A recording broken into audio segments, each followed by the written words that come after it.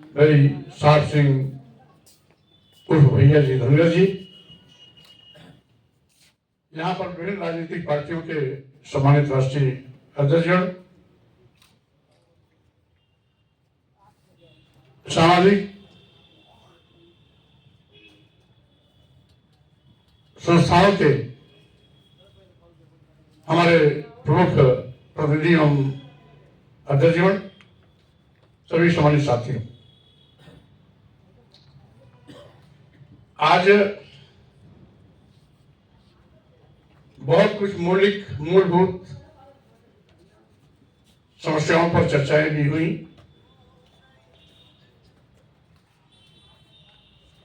सभी शामिल मुद्दों को हमारे विभिन्न वक्ताओं के माध्यम से उनका प्रस्तुतिकरण भी हुआ, लेकिन सही मायने में हम सामाजिक परिवर्तन के महानायक ज्योतिबा फुले जी,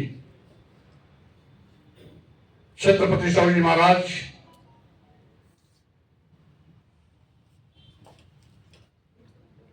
सावित्रीबाई फुले जी, फातिमा शेख जी, भारतीय संविधान निर्माता भारत रत्न बाबा साहब डॉक्टर भीमराव आंबेडकर जी, पेरियार रामास्वामी नायकर, नारायण गुरु, संत गाड़गे, और उत्तर भारत में आपके बिहार की धरती पर शहीद जगदेव बाबू जी, उत्तर प्रदेश में महामना रामस्वरूप वर्मा जी एवं लालजी सिंह यादव जी से लेकर के सामाजिक परिवर्तन के आंदोलन मानव काशीराम जी को हम ओडिशा नमन करते हैं, और साथ ही साथ आज इन महापुरुषों के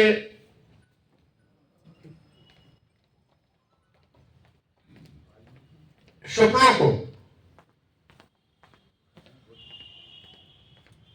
कुचलने की कोशिश की जा रही है।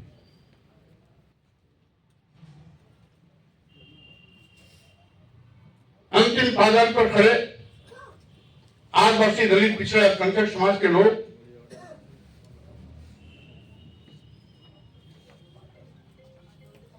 हजारों साल से गुलामी से मुक्त होने के बाद इस स्वतंत्र भारत के, संप्रभु राष्ट्र भारत के भारतीय संविधान के माध्यम से जब उनको अवसर आया धन, धरती, शिक्षा, सम्मान से लैस होने का, समान अवसर मिलने के बाद सभी ऊंचाइयों को छूने का, तो वर्तमान में यथार्थवादी ताकतें ये निकेल प्रकार उसको खत्म करने पर आमादा है। यो कहिए कि जो हमें संविधान के माध्यम से अधिकार मिला,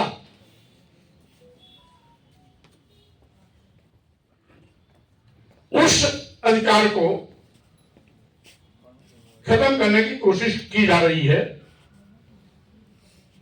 संविधान पर अधिकारों को खत्म करने की कोशिश संविधान पर हमला है। बारी बारी से ये हमले एक एक करके सब पर हो रहे हैं। कभी अनुसूचित जनजाति, अनुसूचित जाति पर, कभी पिछड़े वर्गों पर, कभी अल्पसंख्यक पर, और साथ ही साथ हम इस हमले को एहसास करें उसके पहले कोई ऐसी चाल में लोग चल देते हैं कि हम अपनी आप बीती को भूल जाते हैं और हिंदू होने के भ्रम में हम अपने ही भाई अल्पसंख्यक समाज के सामने खड़ा होकर ताल ठोकते हैं और लड़ने के लिए आमादा हो जाते हैं। एससी एसटी ओबीसी जब से यथार्थवादी लोगों की सरकारें आई हैं, केंद्र में हो या प्रदेश में, भारतीय संविधान अनुच्छेद 15(4)(16)(4) के अंतर्गत दिया गया आरक्षण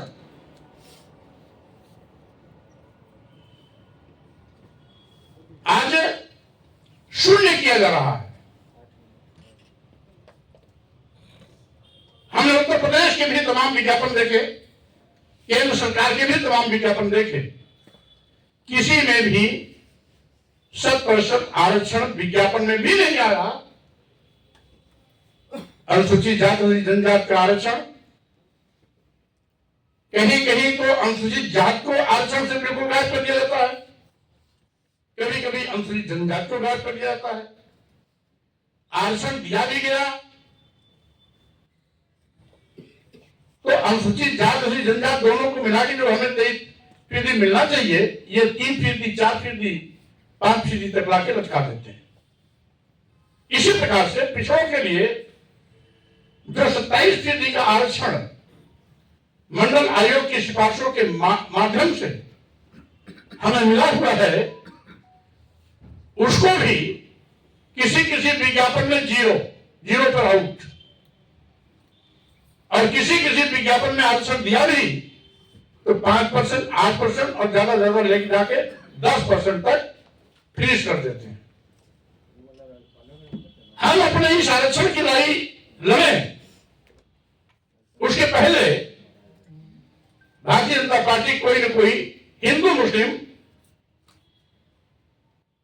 का नारा देती है, और जब हिंदू मुस्लिम का नारा देती है तो सबसे पहले एसटी एससी ओबीसी हिंदू बनने के लिए अगली कतार में खड़ा हो जाता है, यानी अपने आरक्षण की लड़ाई भूल जाता है। आज आपके बेटे बेटियों का आरक्षण खत्म किया जा रहा है। बाबा साहब डॉक्टर अम्बेडकर ने प्रतिनिधित्व के हम सबका प्रतिनिधित्व हो, इसको देखते हुए जो व्यवस्था सुनिश्चित की थी, यथार्थवादी ताकतें उसको अजगर की तरह निगल रही है। हिंदू मुस्लिम नाम आते ही पूरा का पूरा देश का एससी एसटी ओबीसी हिंदू बन के मुसलमानों से लड़ने के लिए खड़ा हो जाता है। जबकि आप जानते हैं इस देश का मुसलमान, ईसाई, वो भी एसटी एससी और ओबीसी ही है। यहां का जो मुसलमान है वो विदेश से नहीं आया। यही के लोग जाति के नाम पर जिनको अपमानित किया जाता था, पशु जिंदगी जीने के मजबूर किया जाता था, धन दत्त शिक्षा सम्मान से वंचित किया जाता था, सम्मान और स्वाभिमान खत्म कर दिया जाता था, ऐसे ही लोग सम्मान पाने की लालच में कभी इस्लाम धर्म कबूल किए, कभी ईसाई धर्म कबूल किए, और यहां का ईसाई, भारत का ईसाई भी दलित है, पिछड़ा है, आदिवासी है। यहां का मुसलमान भी दलित है, आदिवासी है, पिछड़ा है। हम लड़ते किससे हैं हिंदू मुसलमान के नाम पर? हम अपने ही भाई से लड़ते हैं जो कभी सम्मान के लिए इस्लाम धर्म कबूल किया था और कभी ईसाई धर्म कबूल किया था। आखिर जब आप अपने से लड़ोगे तो अपनी लड़ाई कब लड़ोगे? हम इस प्रकार के भ्रम में फंस कर यथार्थवादी ताकतों के मकर जाल के शिकार बन जाते हैं। इसीलिए हमें बहुत गंभीरता के साथ इन सभी मुद्दों को देखना होगा, और साथ ही साथ हमें अपने लोगों को समझा बुझा करके इस बात को एहसास कराना होगा कि आप सही मायने में एक है, हम सबको आपस में मिलकर इस लड़ाई को लड़नी चाहिए, अन्यथा आसन भी खत्म हो जाएगा, धन धरती शिक्षा सम्मान से जो अधिकार मिला है वो भी खत्म हो जाएगा, और साथ ही साथ अप्रत्यक्ष रूप से मनवादी व्यवस्था आज लागू हो रही है। आज मनवादी व्यवस्था लागू शुरू हो गई। जब से सरकार केंद्र में आई है या प्रदेश में डबल इंजन की इनकी सरकारें, जाति देखकर मुकदमा दर्ज होता है, जाति देखकर उत्पीड़न होता है, जाति देख करके दबंग लोग गोली मारते हैं, जाति देखकर आज तथाकथित उच्च वर्गीय हिंदू कहीं आदिवासियों के सिर पर पेशाब करता है तो कहीं दलितों के शरीर में मलमूत्र लेप कर अपनी शान बढ़ाता है। ये सरकार के संरक्षण में कभी SC ST OBC के नौजवानों को दबंग गोलियों से भून देते हैं। अगर SC ST OBC का है तो उसकी FIR तक नहीं की जाती, न्याय मिलना तो बहुत दूर की बात है। क्या हो रहा है? क्यों नहीं हमारा इस पर दिमाग जाता? क्यों नहीं इसको गंभीरता से सोचते? जबकि सच तो यह है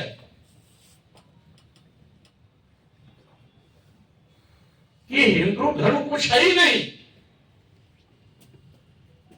माननीय सर्वोच्च न्यायालय ने 1995 के एक आदेश में इस बात को कहा, हिंदू धर्म नाम का कोई धर्म नहीं है, ये एक जीवन शैली।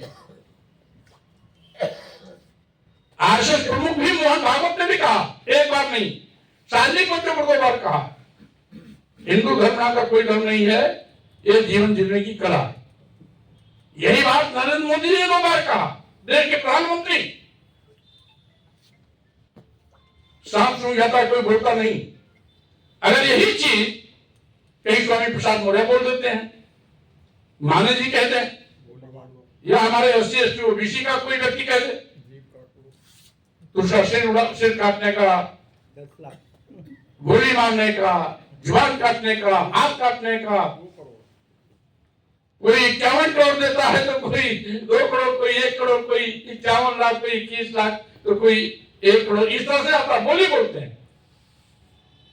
ऐसे धमकियां 2 दर्जन से ज्यादा आई। आखिर क्या है? और सच यही है, हिंदू धर्म कोई धर्म है ही नहीं। अगर होता तो 4 वेद हैं, किसी वेद में हिंदू शब्द और हिंदू का प्रयोग नहीं हुआ। 18 पुराण, किसी में भी हिंदू शब्द का प्रयोग नहीं। तमाम स्मृतियां हैं, मनुस्मृति, नारद स्मृति, पराशर स्मृति, कौन कौन स्मृतियां, किसी स्मृति में हिंदू शब्द का प्रयोग नहीं। वाल्मीकि रामायण में भी हिंदू धर्म और हिंदू शब्द का प्रयोग नहीं। यहां तक कि तुलसीदास की रामायण जो 13वीं 14वीं शताब्दी में लिखी गई, अकबर के समकालीन थे, इनके तुलसी की रामायण में भी, रामचरितमानस में भी हिंदू धर्म और हिंदू शब्द का प्रयोग कहीं नहीं है क्या? वो ब्राह्मण धर्म है।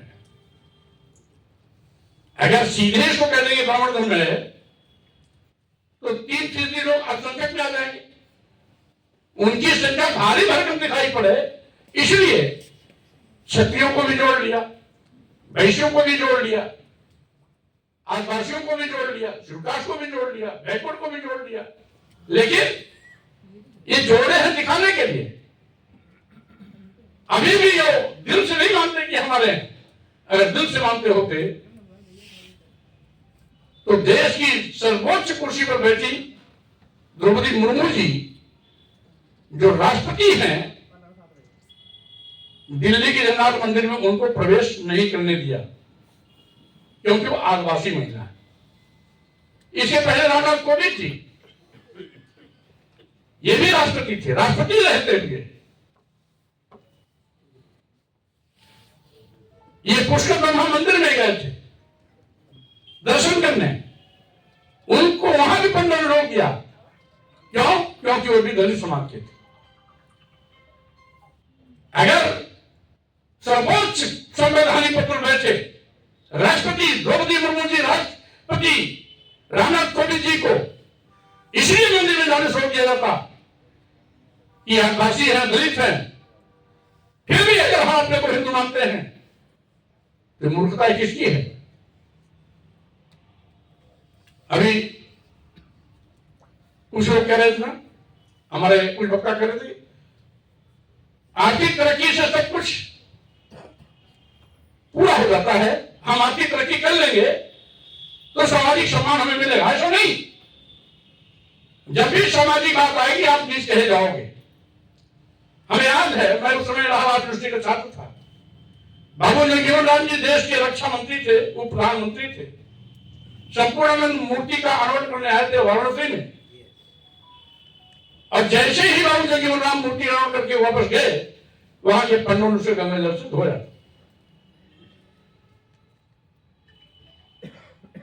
यही नहीं, अब उस समय बाबू जगजीवन राम जी इस देश के उच्च कोटि के नेताओं में शुमार थे, और एक बार रक्षा मंत्री नहीं थे। उनकी जिंदगी का अधिकांश भाग केंद्र के मंत्री के रूप में ही बीता। केवल प्रधानमंत्री नहीं बन पाए थे, अन्यथा सारे पद उन्होंने बारी बारी से व्यवस्थित किया था, लेकिन आर्थिक रूप से भी संपन्न थे, देश के बहुत बड़े राजनेता थे, पूरी जिंदगी राजनीति के शीर्षस्थ पदों पर बिताए, फिर भी दलित थे।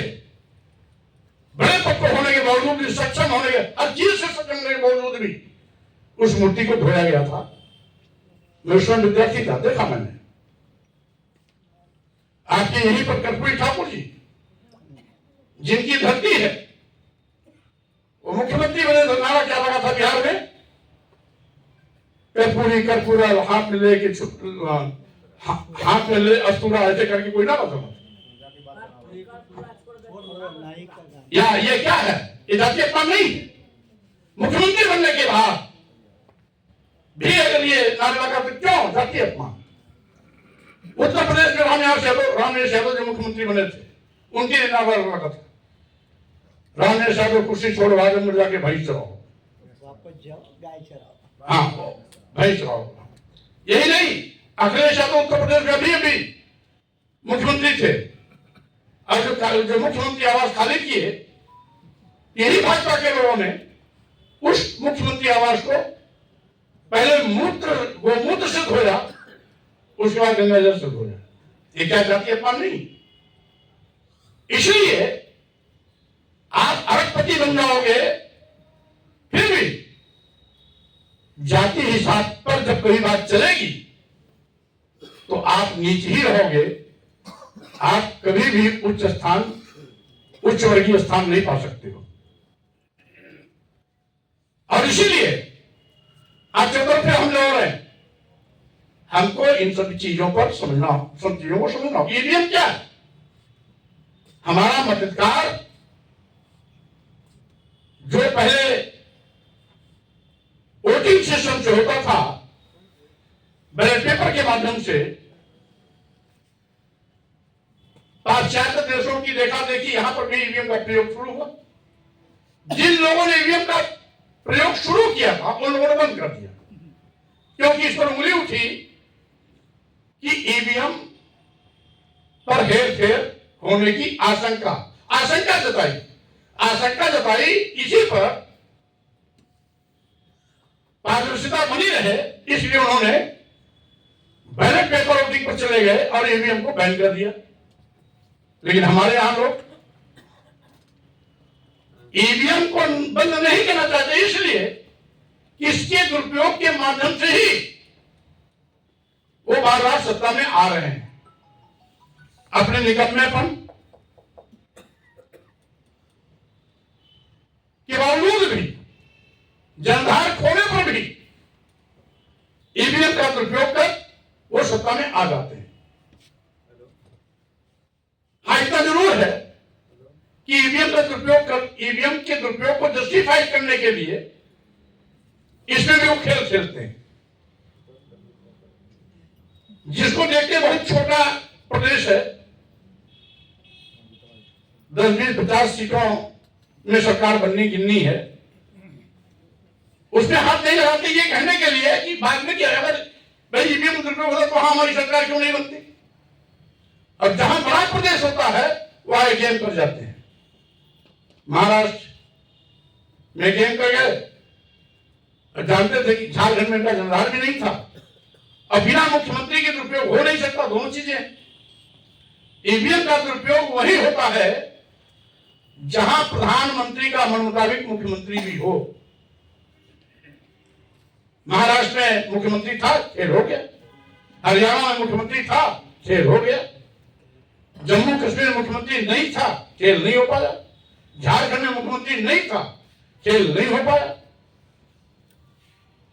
ये बात क्लियर है। कभी कभी गफलत में ईवीएम के दुरुपयोग करने से गुरेज करते हैं। जैसे अगर इस बार 2024 पार्लियामेंट में उत्तर प्रदेश में क्या हुआ, राम मंदिर के इन्होंने किया था उद्घाटन। इनको गलतफहमी थी कि राम के नाम पर वो बयान चलेगी कि हम एक तरफा सारी सीटों को जीत जाएंगे, और इसीलिए वहां ईवीएम का दुरुपयोग नहीं हुआ। अपोजिशन का अच्छा परफॉर्मेंस आ गया। तो इसलिए आज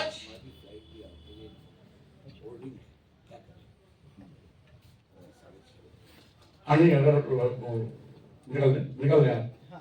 निकल फ्लाइट निकल गया। तो इसी साथियों मैं आपसे कहना चाहता हूं कि आज ईवीएम का दुरुपयोग का मतलब हमारे वोट के एतबार पर डकैती, हमारा जो संवैधानिक अधिकार वोटिंग का है उस पर डकैती। इसलिए ईवीएम सिस्टम खत्म हो, इसका एक ही समस्या का निदान है, क्योंकि ये 100% जो उसका पेपर आता है, क्या नाम, पेपर ट्रेल, पेपर, उसको 100% कभी काउंट नहीं कराएंगे। तो उसकी एक ही मांग है कि वो ईवीएम मशीन सिस्टम ही खत्म करो, बैलेट पेपर वोटिंग फॉलो करो।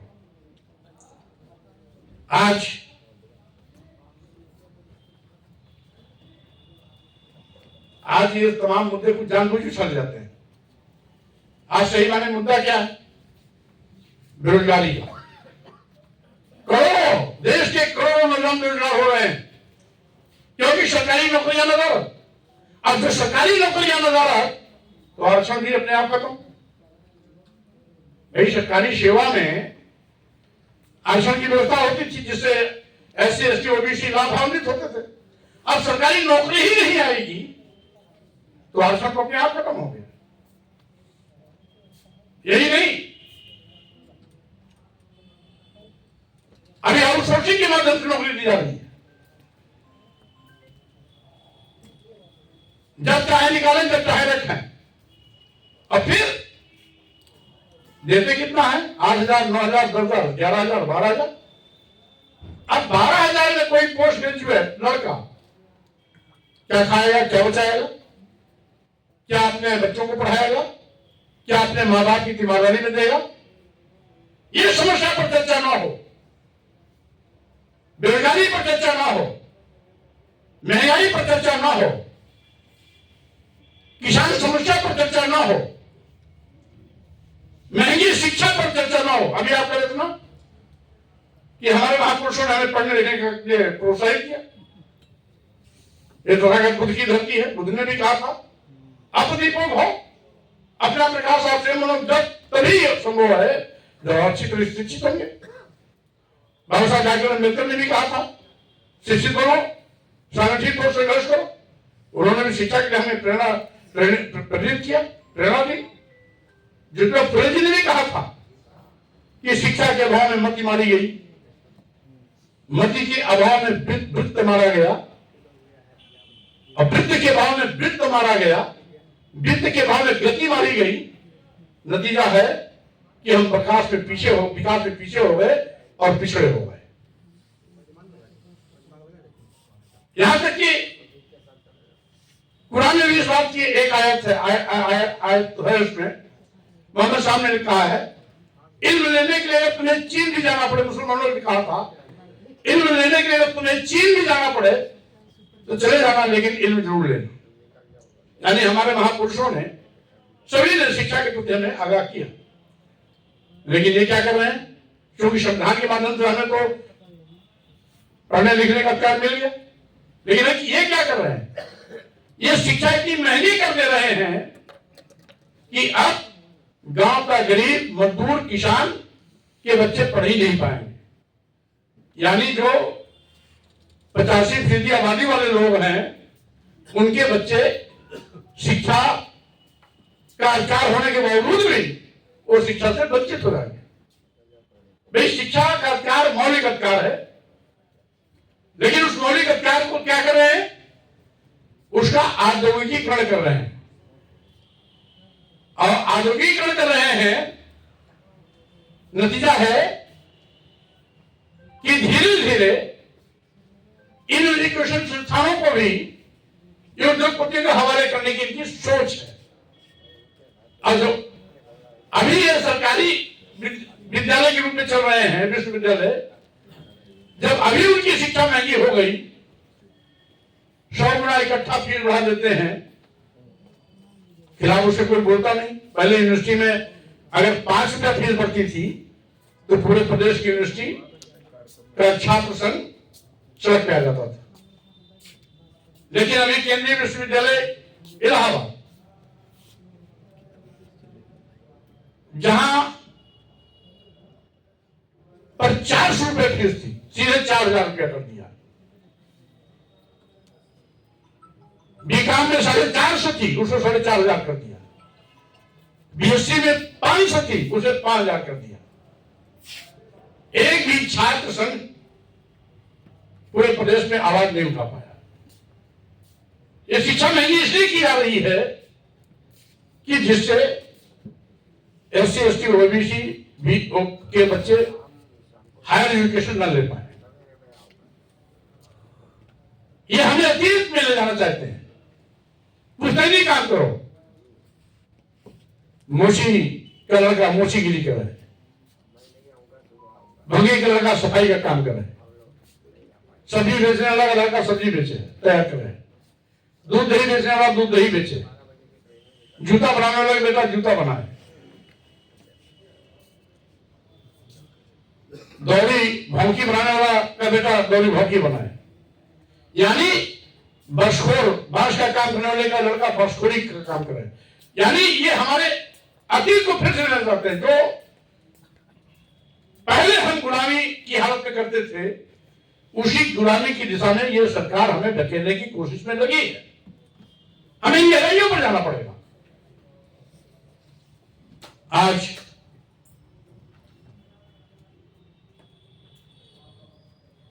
पहले तो हिंदू मुस्लिम चलता था, आज क्या चलने लगा, मस्जिद और मंदिर। क्या है, ये मूलभूत समस्याओं पर चर्चा न हो, ध्यान भटकाने के लिए इनका हथकंडा। अभी एक मस्जिद में इन्होंने सर्वे कराया, अब इनका फैशन बन गया, हर मस्जिद में मंदिर खोलने का सिलसिला चल चुका। अरे इतिहास तो खोल दो मत, गड़े मुर्दे मत उखाड़ो। अगर गड़े मुर्दे उखाड़ोगे तो तुम्हारा ये फैशन तुम्हारे लिए महंगा पड़ेगा। आज अगर तुम मस्जिद में मंदिर खोलने का सिलसिला चालू करोगे तो आगे आने वाले दिनों में आपका ही अनुकरण करके लोग मंदिरों में बहुत मठ खोलना शुरू करेंगे। तब जाकर के आपको ये लगेगा कि आपने जो नया फैशन शुरू किया ये आपके लिए भारी पड़ गया। इससे इस सर्कल से बात आना चाहिए। ये केवल तिक्रम क्या है कि एससी एसटी ओबीसी को, इनको हिंदू मुस्लिम और मस्जिद मंदिर में फंसा के रखो। ये संविधान की चिंता ना करें, अपने बेटे बेटियों के आरक्षण की चिंता ना करें, अपने बच्चों की पढ़ाई की चिंता ना करें। 5 किलो 10 किलो चावल में मस्त रहे, हमारा जिंदाबाद बोले और फिर से गुलामी की जिंदगी जीने के लिए मजबूर हो। इस सोच को हमें समझना होगा। साथियों, अभी आप जानते हैं इस देश में इसी जातीय उत्पीड़न से बचने के लिए कभी हमारे ही लोग एससी एसटी ओबीसी के लोग ईसाई बने, मुस्लिम बने, गुरु नानक जी ने सिख धर्म जात के ऐसी सम्मान स्वाभिमान के लिए बहुत पहले अतीत में इस देश में बौद्ध धर्म था, जैन धर्म था, लेकिन ये ब्राह्मण धर्म जिसको हिंदू धर्म के रूप में परिभाषित करते हैं, ये लोग बहुत दूर की कौड़ी खेल रहे हैं, उससे हमें सावधान रहना चाहिए। जब पिट गए, मैंने कई बार इस पर प्रहार किया, हिंदू धर्म पर जवाब देने में यथार्थवादी ताकतें फेल हो गई, तब इसको सनातन कहने लगे।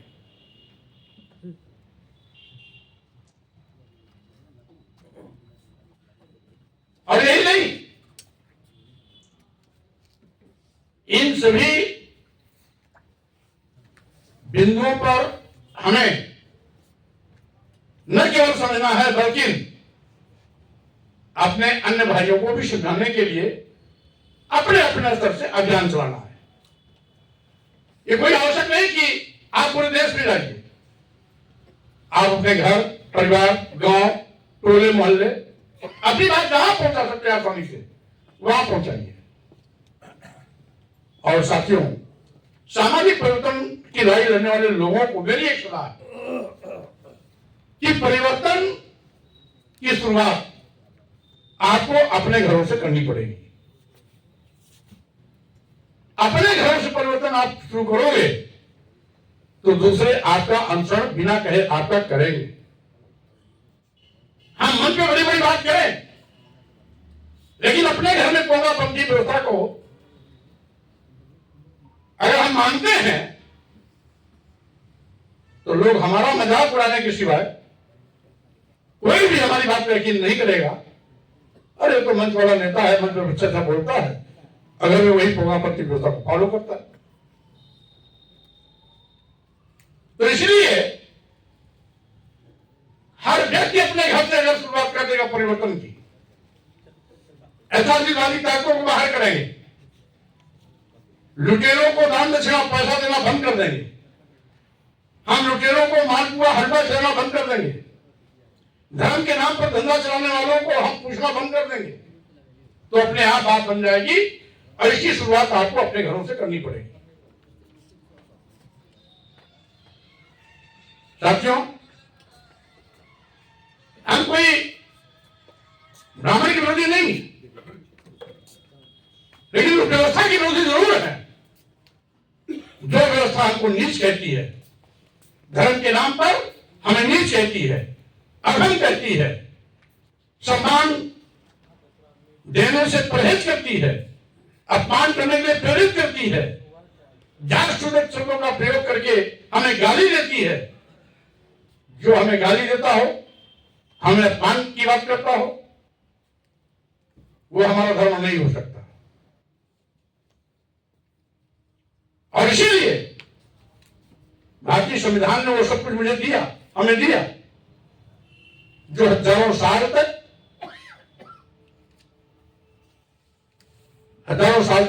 जिससे हमको वंचित किया गया था, आज फिर से उस पर ग्रहण लग रहा है। समय रहते सावधान होने की आवश्यकता है। और इसी के साथ ही साथ अभी कुछ बहुत लोग मिले थे, कह रहे थे जैसे मुस्लिमों को है वैसे बौद्ध मठ, बौद्ध कल्याण बोर्ड बनना चाहिए। तो पहले ही वक्फ बोर्ड पर उन्होंने हमला कर दिया, जिससे कि अन्य अल्पसंख्यक लोग अपने के लिए ये मांग न कर पाए। ये पेशबंदी करते हैं। अन्य अल्पसंख्यक लोग इस बात को सोचें कि हमारे वेलफेयर के लिए हमें भी ये फ्रीडम मिलना चाहिए, जिस तरीके से वक्फ बोर्ड को मिला है, वो मांग न कर पाए। इसलिए मुस्लिम पर्सनल लॉ एक्ट और वक्फ बोर्ड पर इस सरकार ने हमला शुरू कर दिया। हमको उनसे लड़ाती है ये नफरत का बीज बोके हिंदू मुसलमान के, लेकिन सावधान रहने की जरूरत है। हम क्या है, संवैधानिक भाषा में SC ST OBC माइनॉरिटीज, और इनके पुरानी भाषा में शूद्र। तो उससे सावधान रहने की आवश्यकता है। इनकी मानसिकता अभी क्या हुआ पार्लियामेंट में क्या हुआ? अंबेडकर अंबेडकर अंबेडकर अंबेडकर जितनी बार रटते हो, अगर इतनी बार भगवान को रटते तो शायद स्वर्ग मिल जाता। क्या है ये सीधे सीधे हमारे महापुरुषों का अपमान है।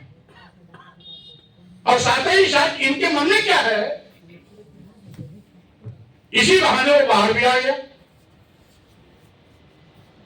कहेंगे सबका साथ, सबका विश्वास, सबका विकास, और मन में क्या है, जहर बोया हुआ है। जो डॉक्टर अम्बेडकर को नहीं दे सकता, भारतीय संविधान निर्माता को सम्मान नहीं दे सकता, वो हमें आपको सम्मान देगा क्या? ये जो SC ST OBC के नाम पर सत्ता पक्ष में भाजपा और सत्ता पक्ष में सांसद और विधायक बैठे हैं ना, इनकी हैसियत गुलाम से ज्यादा कुछ नहीं। ये गुलाम है। जैसे लोग पहले अपने हलवाहे चरवाहे को MP MLA बना देते थे, ठीक उसी तरीके से ये गुलाम है। इनकी कौम को काट दिया जाएगा, ये उप भी नहीं करेंगे। इससे उम्मीद मत करना। गुलाम होता है।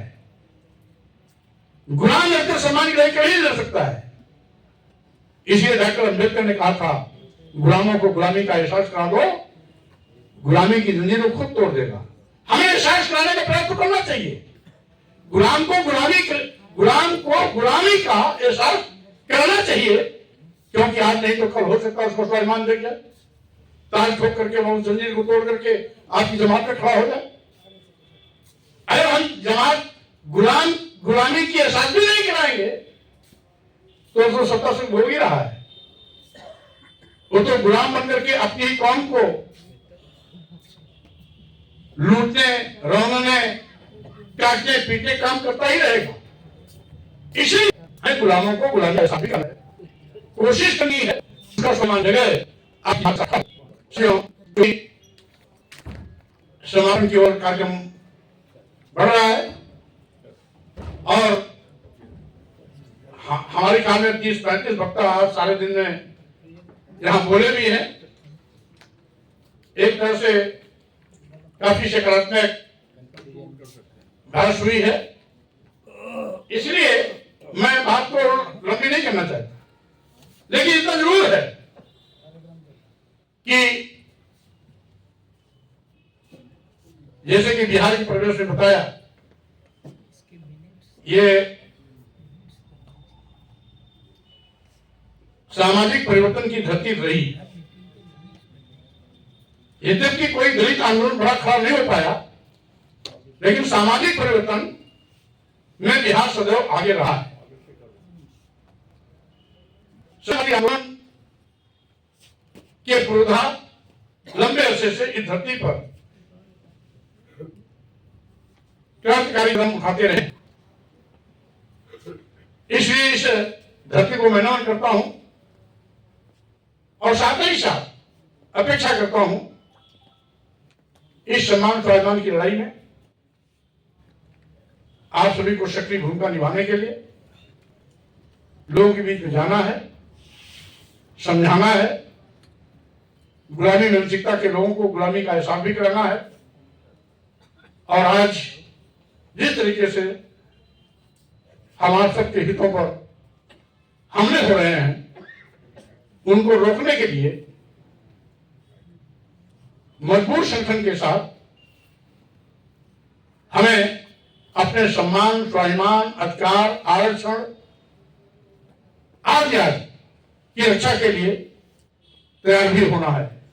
इन्हीं शब्दों के साथ मैं आप सभी लोगों को बहुत बहुत धन्यवाद देते हुए अपनी बात को विराम देता हूं। जय हिंद, जय भारत, नमो बुद्धाय।